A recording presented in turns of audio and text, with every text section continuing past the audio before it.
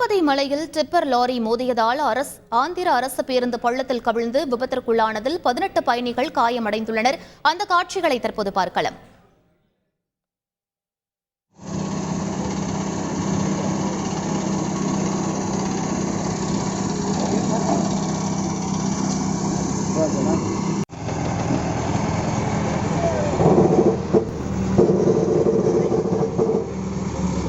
இது பற்றிய கூடுதல் விவரங்களை எமது செய்தியாளர் சரவணன் சொல்ல கேட்கலாம். வணக்கம் சரவணன், என்ன நடந்தது, முழு விவரங்கள் என்ன?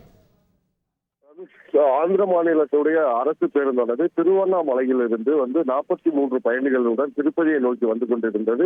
திருப்பதி சமீபத்தில் உள்ள கந்திரகிரி அருகே வந்து கொண்டிருந்த போது எதிர்பாராத விதமாக எதிர்த்திசையிலிருந்து வந்த டிப்பர் லாரி ஒன்று பஸ் மீது மோதியதால் பஸ் சம்பவ இடத்திலேயே கவிழ்ந்தது.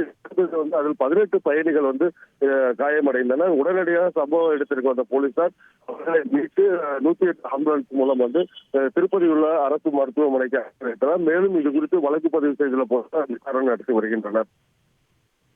நன்றி சரவணன்.